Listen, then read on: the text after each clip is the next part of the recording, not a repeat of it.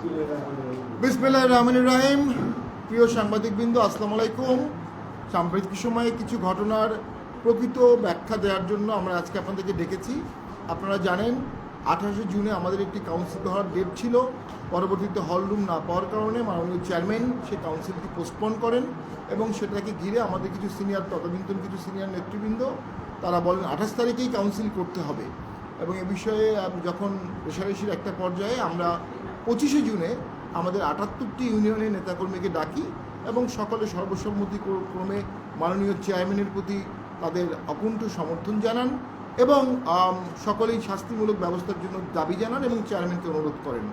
এবং এরপরে 28শে জুনে আমরা একটা প্রেসিডিয়াম মিটিং করি। সেই প্রেসিডিয়াম মিটিংয়ে আমাদের সিনিয়র কো চেয়ারম্যান সহ আরও অনেককেই বহিষ্কারের জন্য একটি সর্বসম্মতি সিদ্ধান্ত হয় এবং সে বিষয়ে চেয়ারম্যানকে অনুরোধ জানানো হয়। সেই অনুরোধের প্রেক্ষাপটে 30 ধারা মোতাবেক, আমাদের সংবিধানের গণতন্ত্রের 30 অনুচ্ছেদ মোতাবেক চেয়ারম্যান অনেককেই বহিষ্কার করেন।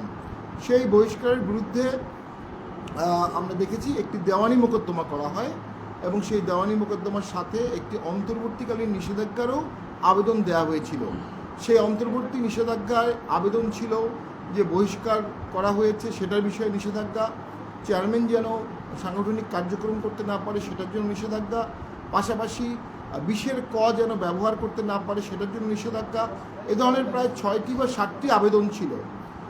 এরপরে দীর্ঘ শুনানির পরে মহামান্য বিজ্ঞ আদালত একটি ছোট অর্ডার দেন। তিনি তার ইনজাংশন আদেশে যেটি বলেন যে আবেদনটি পরিবর্তিত আকারে মঞ্জুর করা হলো এবং পরে উনি কী পরিবর্তন করলেন সেটি বললেন। পরিবর্তনটা হলো এই, শুধুমাত্র জাতীয় পার্টির চেয়ারম্যান এবং দপ্তর সম্পাদকের বিরুদ্ধে সাংগঠনিক কার্যক্রম নিষেধাজ্ঞা দেওয়া হয়েছে সাময়িক, অস্থায়ী, পরবর্তী তারিখ পর্যন্ত। ওখানে চেয়ারম্যান পদ বাতিল করা হয়নি, চেয়ারম্যান পদ অবৈধ ঘোষণা করা হয়নি, বর্তমান চেয়ারম্যানকে অযোগ্য ঘোষণা করা হয়নি এবং যারা বহিষ্কৃত ছিল কাউকে রিইনস্টেটের কোনো আদেশ দেয়া হয়নি। অর্থাৎ আইনের চোখে যারা বহিষ্কৃত হয়েছিল প্রাথমিক সদস্য পদসহ অদ্যাবধি তারা এখনও বহিষ্কৃত আছেন। যদি বহিষ্কৃত হয়ে থাকেন এবং তাদের প্রাথমিক সদস্যপদ না থাকে তাহলে জাতীয় পার্টির কোনো মিটিংয়ে তারা অংশগ্রহণ করতে পারেন না, জাতীয় পার্টির কোনো মিটিং তারা ডাকতে পারেন না, তথাকথিত প্রেসিডিয়াম মিটিং হতে পারে না, তথাকথিত প্রেসিডিয়াম মিটিংয়ে তারা অংশগ্রহণ করতে পারে না, কাউন্সিল ডাকার কোনো এখতিয়ার কোনোভাবেই তাদের নাই। ঠিক এটি হচ্ছে লিগাল পজিশন।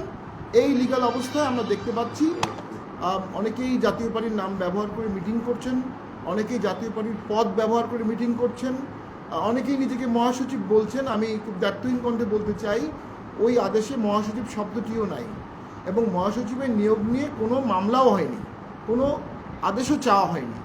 তাহলে সেখানে মহাসচিব আরেকজন হতে পারে কিভাবে? তো এই সমস্ত জিনিসটির মধ্যে একটি আমরা গভীর ষড়যন্ত্রের ছোঁয়া দেখতে পাচ্ছি এবং আমরা মনে করি আদালতের রায়ের অপব্যাখ্যা হচ্ছে, আদালতের রায়ের ভুল ব্যাখ্যা হচ্ছে।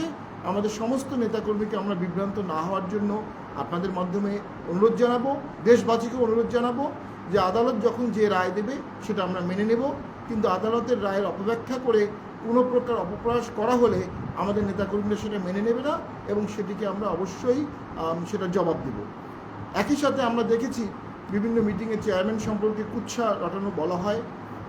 উনি সমস্ত সিদ্ধান্ত আমাদের সকলের সাথে আলোচনা করেই নেন।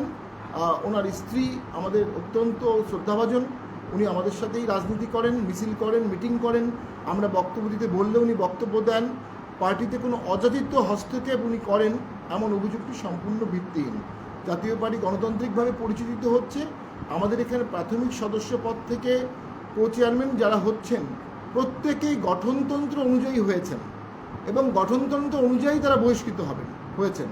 গঠনতন্ত্রে যদি কোনো ব্যত্যয় হয়ে থাকে সেটি আদালত দেখবে। আমরা মনে করি এই অবস্থায় যে বিকল্প মিটিং করা হচ্ছে, বিকল্প সভা করা হচ্ছে, এগুলো সম্পূর্ণ গঠনতন্ত্র বিরোধী এবং বেআইনি। যেটি গোড়া থেকে বেআইনি সেটা শেষ পর্যন্ত বেআইনি। It cuts from the root completely.